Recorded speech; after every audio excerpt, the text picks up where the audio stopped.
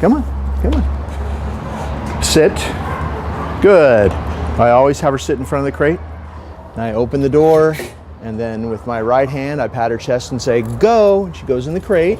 And she goes in there, turns around. I give her some treats. I'm using this Natural Balance sausage for the training. She loves that.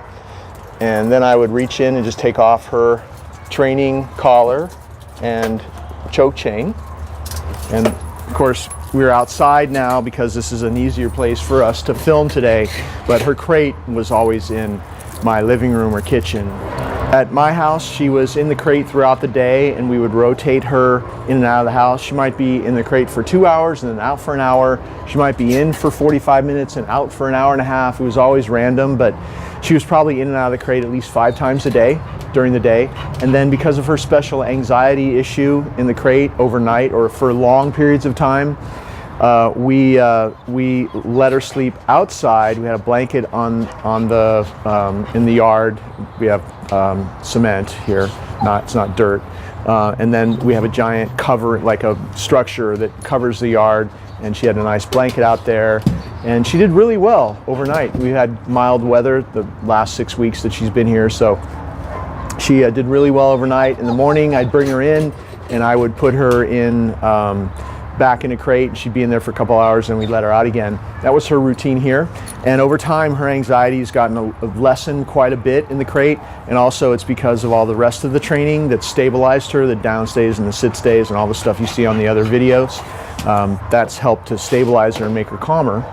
So this crate routine, the way that you do it and the way that we show you here, where she has to sit and wait and go in and come out this way, it's another thing that helps her stay calmer than she was before.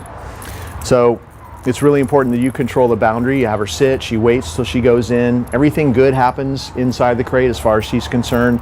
We feed her in the crate. We give her bones and chewies in the crate. She gets a reward when she goes in.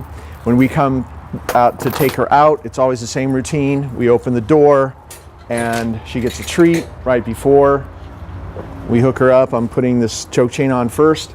Choke chain is only for safety. It's not for training. It would be very damaging to her throat. We use it for training, but it always hangs loose, and we just double up the choke chain to the prong collar.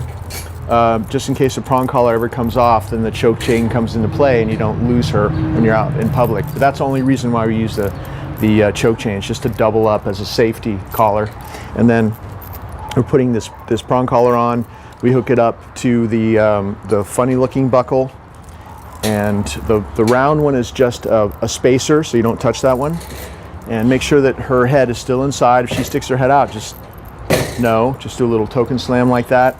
And then you can reach in, hook her up. She'll wait for you to do that. And I'm just hooking up the leash to the choke chain as well, so we're all ready to go. It's really easy after you've done it a little bit just to do it by feel. You don't have to look at it. And she's waiting. She'll wait at this boundary, and I usually give her a reward. Good. You want to always stick your hand in there so she has to take the treat inside. You don't want to have her stick her head out and feed her out here because you'll teach her to be out of the crate. So always give her the reward inside the crate. And she has to wait until you pat your leg and say, okay, then she'll come out. And you always want to keep this crate door closed because that's a lot of the benefit of using the crate is controlling the boundary. So if she's allowed to just go in and out, it will. You squander your greatest power of controlling her access in and out of her den, because she does look at that as her den. And if you continue doing it this way, she'll get calmer and calmer over time, because that's the way it works. Nothing ever happens overnight, but she'll keep getting better as long as you keep doing what we've been doing here. And if all good things happen in the crate and you let her out periodically throughout the day, she's going to get more and more comfortable about being in the crate throughout the day. And remember, feed her in there, give her her special stuff in there. If you want to develop the crate as the greatest place to be for her, where she really wants to be, then give her her special bones and chewies and all that stuff only in her crate. That way she's going to want to be in there more. And then if you're controlling her access in and out, you control the boundary. She has to wait for your permission to go in and out. Then it's a training exercise every time that you use the crate. And so it makes it a lot more beneficial if you do it that way. Okay.